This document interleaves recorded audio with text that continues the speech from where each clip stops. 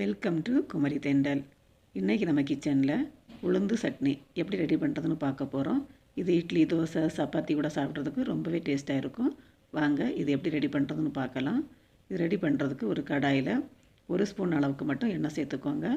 எண்ணெய் சூடாகி வந்ததுக்கப்புறமா இதில் 1 ஸ்பூன் கடலைப்பருப்பு, அப்புறமா 1 ஸ்பூன் முழு மல்லி, இது கூட 5 ஸ்பூன் அளவுக்கு உடச்ச உளுந்து எடுத்துகிட்டு இருக்கிறேன். உங்ககிட்ட கருப்பு உளுந்து இருந்துச்சுன்னா அது கூட எடுத்துக்கோங்க.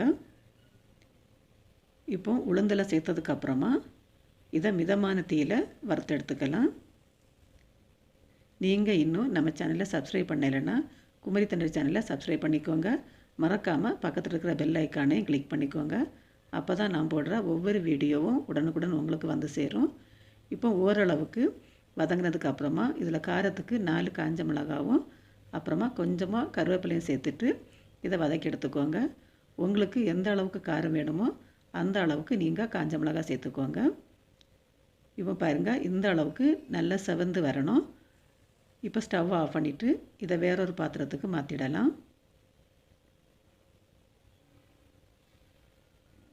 ஃப்ளேமை மீடியம் ஃப்ளேமில் வச்சு தான் வறுத்து எடுக்கணும், இல்லைன்னா தீஞ்சு போயிடும். இப்போ இந்த மாதிரி எல்லாம் எடுத்தது அப்புறமா இதை நல்லா ஆற விட்டுக்கோங்க. இப்போ அதே கடாயில் 1 ஸ்பூன் அளவுக்கு எண்ணெய் சேர்த்துட்டு எண்ணெய் சூடாகி வந்ததுக்கப்புறமா இதில் 10லேருந்து 15 மாதிரி சின்ன வெங்காயமும் 3 பல் பூண்டும் சேர்த்துட்டு நல்லா வதக்கி எடுத்துடலாம். வெங்காயம் ஓரளவுக்கு வதங்கி கண்ணாடி பதத்துக்கு வரணும். பாருங்கள், இந்த அளவுக்கு வெங்காயம் வந்தாலே போதும். இப்போ இந்த டைமில் ஒரே ஒரு தக்காளியை பொடிசாக கட் பண்ணிவிட்டு இதில் சேர்த்துடலாம். சேர்த்துட்டு கொஞ்சமாக புளி இவ்வளோ சேர்த்துட்டு இது கூட இதுக்கு தேவையான அளவு உப்பையும் சேர்த்துட்டு இதை வதக்கி எடுத்துடலாம். இப்போ இந்த டைமில் இதில் கொஞ்சமாக மஞ்சள் தூளும் சேர்த்துட்டு தக்காளி நல்லா வதங்கி வரட்டும்.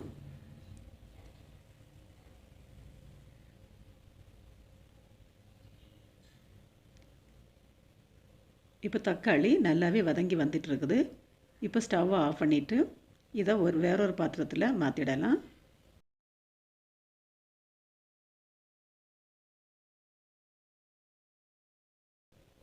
இப்போ இதையும் நல்லா ஆற விட்டுக்கோங்க. இப்போ ஒரு மிக்ஸி ஜாரில் நம்ம முதல்ல வறுத்து வச்சிட்டு இருந்த உளுந்தை இதில் சேர்த்துடலாம்.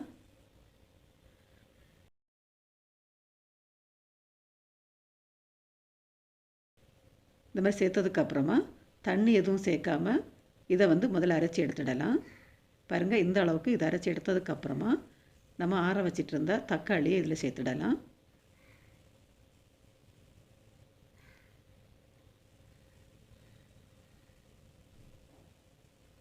சேர்த்துட்டு இதில் கொஞ்சமாக மட்டும் தண்ணி சேர்த்து அரைச்சி எடுத்துக்கோங்க. தண்ணி ரொம்ப அதிகமாக சேர்க்க வேண்டாம், கொஞ்சமாக சேர்த்துக்கிட்டால் போதும். எந்த அளவுக்கு நைஸாக அரைக்க முடியுமோ அந்த அளவுக்கு இந்த மாதிரி நைஸாக அரைச்சி எடுத்துக்கோங்க. இப்போ இதை ஒரு பாத்திரத்துக்கு மாற்றிடலாம். இப்போ இதுக்கு தாளிப்பு கொடுக்கறதுக்காக தாளிப்பு கரண்டியில் கொஞ்சமாக எண்ணெய் சேர்த்துட்டு கடுகு கருவேப்பிலை போட்டு தாளிச்சிட்டு இதில் சேர்த்துக்கோங்க. ரொம்ப ரொம்ப சத்தான உளுந்து சட்னி ரெடி ஆகிடுச்சு. நீங்களும் இதே மாதிரி ட்ரை பண்ணி பார்த்து எப்படி இருந்துச்சுன்னு உங்கள் ஃபீட்பேக்கை கமெண்டில் சொல்லுங்கள். மீண்டும் இன்னொரு ரெசிபியோடு உங்களை சந்திக்கிறேன். நன்றி, வணக்கம்.